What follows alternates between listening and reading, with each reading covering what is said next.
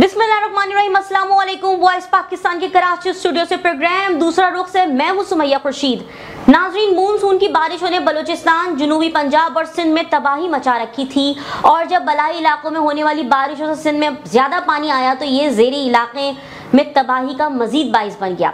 इस साल का सैलाब 2010 के सैलाब से इस हवाले से ज्यादा तबाहकुन है कि इससे मुतासरा रकबा ज्यादा है।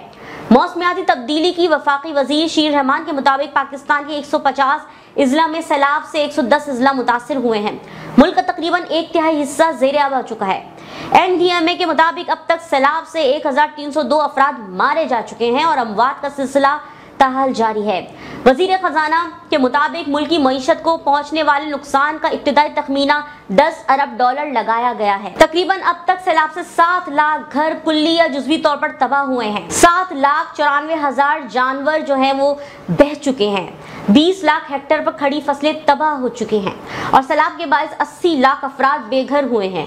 इस बार सैलाब का दायरा चारों सूबों में फैला हुआ है। ये नुकसानात का इब्तिदाई तखमीना है जिसमें मुसलसल इजाफा देखने में आ रहा है। गुज़िश्ता 20 सालों में पाकिस्तान दुनिया के उन 10 ममालिक में शामिल है जो मौसमियाती तब्दीलियों से सबसे ज्यादा मुतासिर हुए हैं।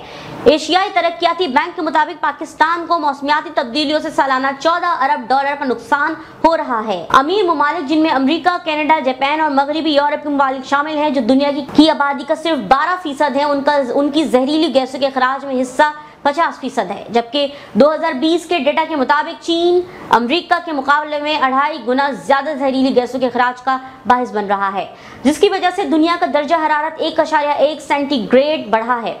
इस वजह से दुनिया में तबाहकुन बारिशें हो रही हैं। पाकिस्तान के शुमाली इलाकों में 8,000 से ज्यादा ग्लेशियर मौजूद हैं जो तेजी से पिघल रहे हैं।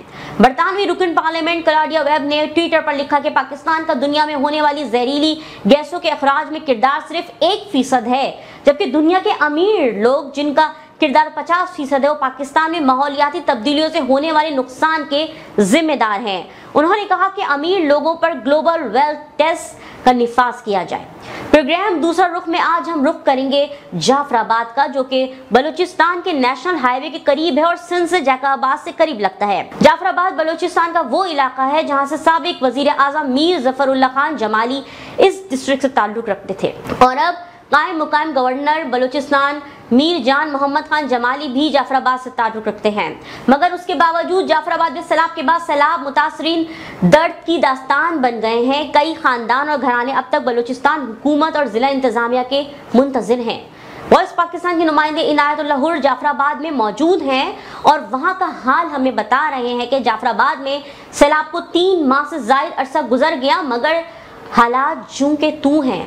सैलाब मुतासरीन सख्त सर्दी में कमजोर टेंटों में गुजर बसर करने पर मजबूर हैं। मौसम की सख्तियां, बेसरो सामानी की हालत, बीमारियां, उजड़े खेमे जाफराबाद सैलाब मुतासरीन की साथी बन चुके हैं।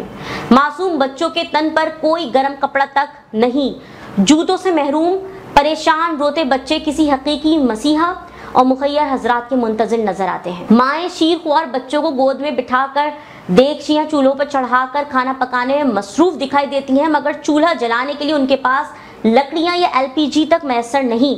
वो फूंकों के जरिए आग जलाने की कोशिश करती नजर आती हैं।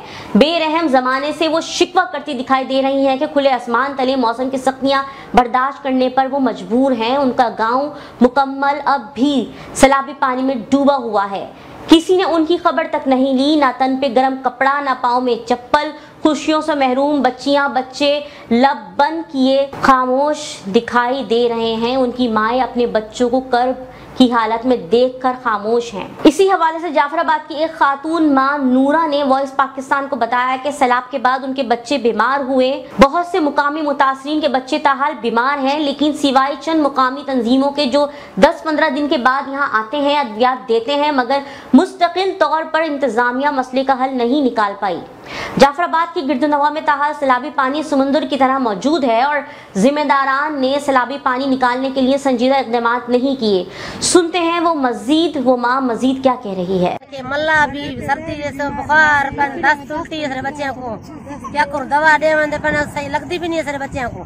सारे बच्चे बीमार है, खाट दें पंछी कुछ भी नहीं सब नहीं मिला, ना टाइट भी सब काले हमारे तने सर्दी है सारे बच्चे को, ना सिलेंडर है, ना कंबल है, ना सवाड़ है, پیرن چیپل سے غریبوں کو نہ ہیں کارے ونجو وسا ممو لے تیرا لار جایو کوئی مدد سر نہیں کرے سلیم صاحب کو واقعی سے ویسے غریب نہیں تھا اکھے ڈی سی نے کیوں ڈی سی سندا بے سری نہیں اندر چھڑندا بھی نہیں سو ڈی سی نے ملن غریب والا ہوں بچڑے سے پن سردی کی داستان جو کہ اپنے بچوں کو دیکھ کر بتا رہی ہے کہ وہ کس کنڈیشن میں. وہیں پہ موجود ہے ہماری نمائندے عنایت اللہ.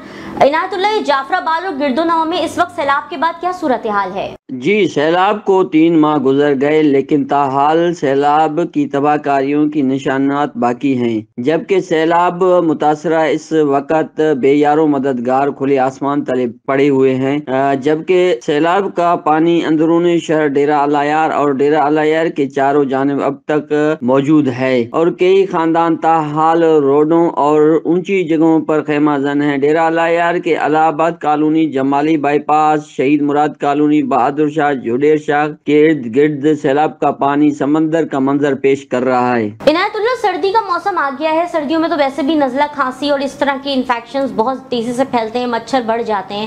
تو جعفر آباد اور گردونواں میں سردی اور بیماریوں سے نمٹنے کے لیے کوئی انتظامیہ وہاں موجود ہے یا کوئی انتظامات کیے گئے ہیں؟ جہاں تک ضلعی انتظامیہ کی بات ہے تو ڈسٹرکٹ سول اسپتال میں ادویات فراہم کیے جا رہے ہیں اور ضلعی انتظامیہ کی جانب سے مختلف اوقات کیمپ لگائے جا رہے ہیں، مگر یہ اونٹ کے منہ میں زیرہ ثابت ہو رہا ہے. حقیقت تو یہ ہے کہ جعفر آباد میں محکمہ صحت مکمل طور پر ناکام رہی ہے. جہاں تک سیلاب متاثرین کے لیے اقدامات کی بات ہے تو وہ نہ ہونے کے برابر ہیں.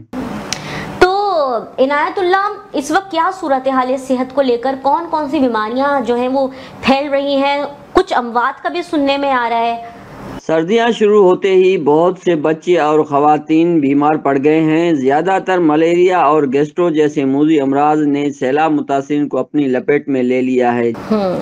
تو عنایت اللہ، جب سیلاب آیا تھا تو وزیر اعظم شہباز شریف نے وہاں کا دورہ کیا تھا اور دورے کے دوران انہوں نے 25,000 دینے کا اعلان بھی کیا تھا وہاں کے لوگوں کو، امداد جو ہے 25,000. تو کیا وہ مل گئی امداد ان لوگوں کو؟ جی سمیہ، آپ کو بتاتا چلوں کہ وزیر اعظم شہباز شریف جعفر آباد میں 2 مرتبہ آئے اور 1 مرتبہ صوبت پور بھی آئے.